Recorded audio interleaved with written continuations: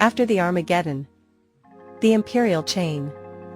We have come back to the Mediterranean, now 100 million years after the mass extinction event known as Armageddon. Not only all the water has dried up since Africa collided with Europe, but a huge mountainous chain rises more than 5,000 meters above the ground. These huge mountains are known as the Imperial chain, and extend over a good portion of what used to be southern Europe and a small part of the Middle East. In this region fauna of both Western Africa and Europe coexist, as well as several endemic species that can only be found in the mountains. The overall climate is quite hot and dry, especially in the southern half of the mountains. However, a few cacti, small bushes, and grasses manage to survive here, generally concentrated around the few rivers cross the mountains every wet season.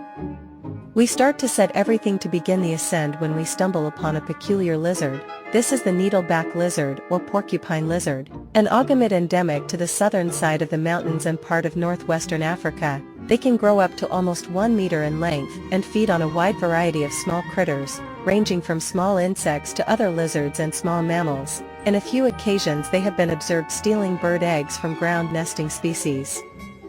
They are very resistant to both droughts and starvation. Some individuals have been observed going without food or water for up to 3 weeks, a very useful skill especially for the populations living in the deserts of northern Africa. During these periods their heart slows down to no more than 5 beats per minute and become very sluggish and sleep through most of the day. Now when food is abundant they become much more active and can even perform active chase hunting, running at a sustained speed of 30 kilometers per hour for more than 100 meters. Is also during times of abundance that they will congregate in large numbers to reproduce. They mate side to side so air elongated quill-like modified scales don't get in the way.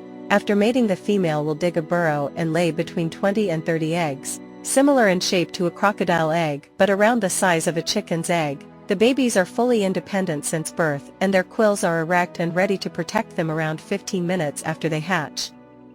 We leave the lizards and continue going up. Not so far away we encounter another inhabitant of the mountain. The SpinyMorab is a descendant of the rock hyrax that for the most part remains very similar in both appearance and lifestyle to their ancient relatives. However, a few changes can be noticed. They have a hard protective helmet on top of their head and a set of short quills cover their backs. Also they are much smaller, with an average weight of 500 grams or a bit over a pound. Lastly, a characteristic that is only present in males is a couple of small tusks derived from their incisors. These are mostly for display, but can also be used in intraspecific combat when two males are interested in the same female.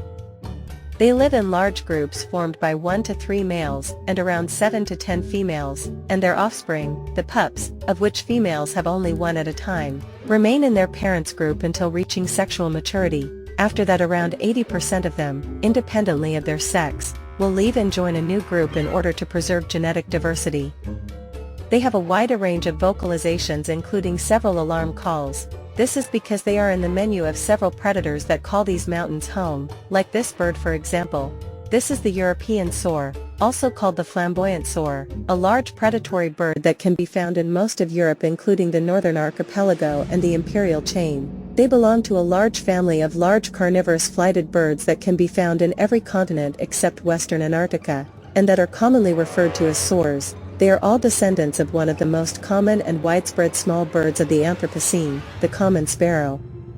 The European soar has a remarkable level of sexual dimorphism, with males having a coat of iridescent purple feathers covering all their body. The long tail feathers and wings also include a pattern of dark stripes. On top of that, a set of dark feathers form a head crest. While female are gray and lack the crest completely, they are also a bit smaller than the males and tend to target smaller prey items. While a male will love to encounter a herd of morabes, a female would think twice before attacking one because of the weight, and would rather find a small rodent or a bat.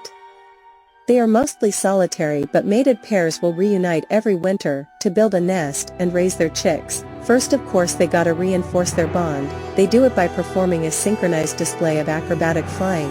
After this, the male will also show off its tail feathers for the female, and finally they will mate. After a couple days she will lay 2 eggs, from which, after around a month, 2 chicks will be born. If food is abundant, both will survive. If not, the parents will dispatch the smaller one. A cruel, but effective way to ensure more resources go to the one that has chances of surviving. We continue walking for a couple more hours before encountering any other living organism. Finally, a high-pitched sound in the distance reveals the presence of a large male gargoyle bat coming back from foraging in the valley. These are one of the few remaining large carnivorous bats alive. The gargoyle bat is around the size of a small hawk, with a wingspan of between 60 and 70 centimeters and no more than 35 centimeters in body length.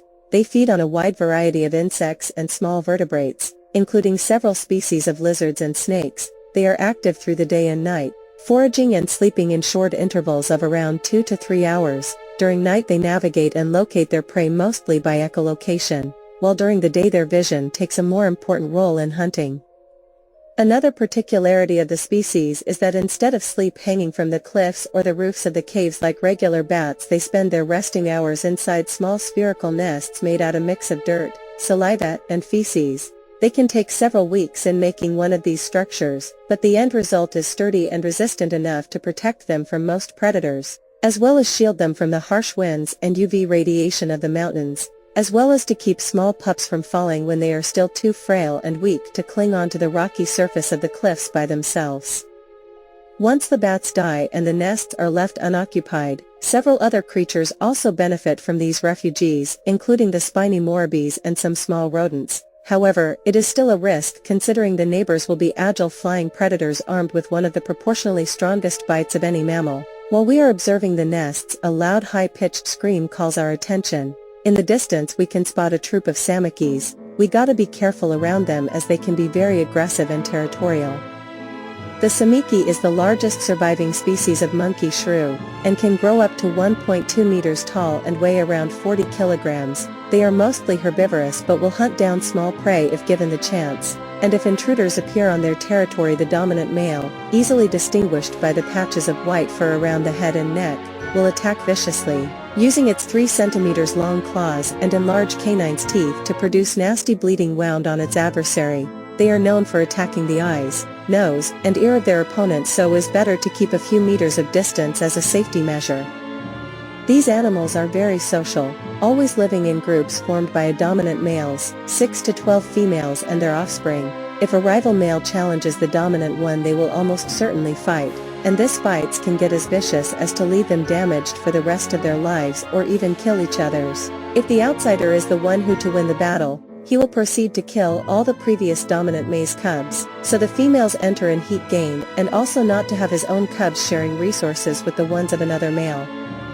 However, sometimes, even if the previous male is dead, the females will not accept the outsider and will chase it away or attack it in order to prevent it to kill the cubs.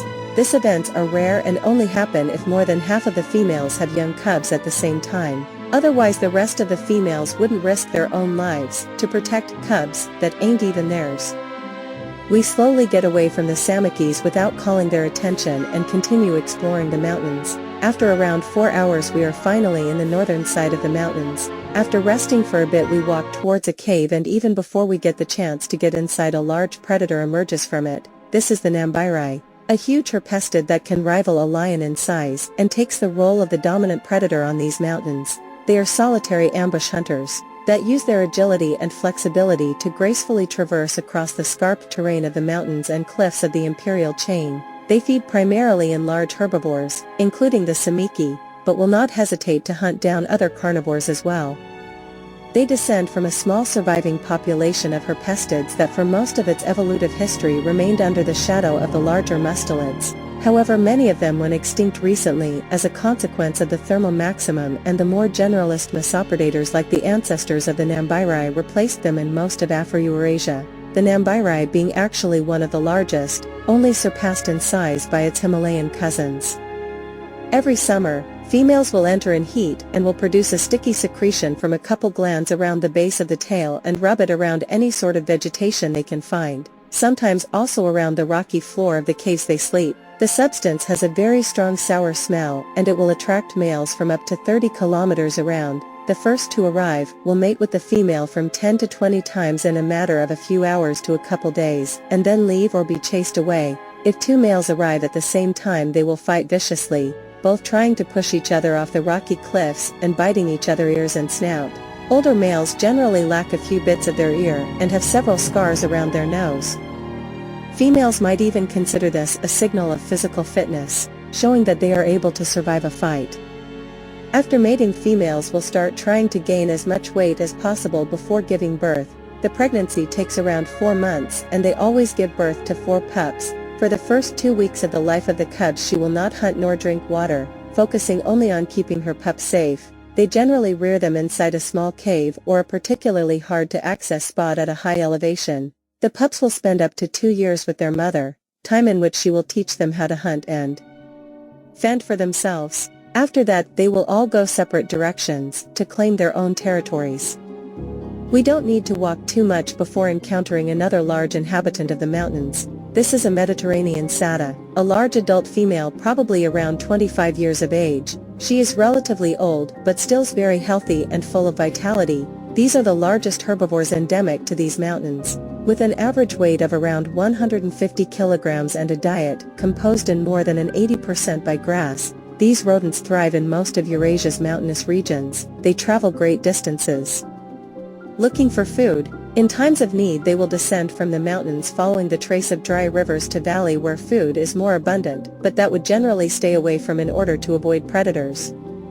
These animals are highly social creatures that live in large herds of up to 30 individuals. These herds are composed by several males and females. While the hierarchy among females is very relaxed, males will often participate in interspecific combat using their sharp horns to attack each other face and necks. Most of the time these fights end up with none of the participants badly wounded, and aside from a couple scratches they can continue with their lives without any major complications. However, if they wanted they could cause much more devastating damage with these horns, as is often seen when they fend off predators. Both males and females will form a defensive wall around the calves and flail their heads in a lateral motion to try to stab as deep as possible the attacker.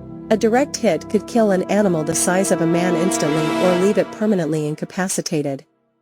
The only predator on these mountains that can hunt down a fully grown adult would be a Namb, or just in rare occasions a pack of these creatures, standing up to a height of 1.5 meters. These are the Lycales. Just like the satyr, these are also rodents. However, unlike their grass-eating relatives, the Lycales are fearsome predators. They live in packs formed by a mated pair and their offspring, hunting in coordination to bring down prey almost 3 times bigger than themselves. Depending on where they live they can rely more on ambush or endurance to hunt. The ones that live in the mountains and forests of northern Europe work with stealth to get as close as possible to an unsuspecting target before all jumping from different directions on top of the prey, while the ones inhabiting the Central European and West African grasslands exhaust the prey by chasing it over long distances. This strategy only works with large packs that can take turns chasing the prey. In the Imperial chain the Mediterranean populations will almost always try to climb up until they find themselves higher than their selected target. The young ones will then close the escaping routes, and the parents will jump downwards. Upon landing on top of the prey they use their arms to hold on to the back or neck of the animal and their incisors, always sharp and concentrating the straight of the bite in a single point, to pierce either the large blood vessels of the neck or pierce the skill, depending on the size of the prey. We finally leave the mountains behind and pack up all our belongings. We are done here, but there are still many places for us to explore in this world, 100 million years after the Armageddon.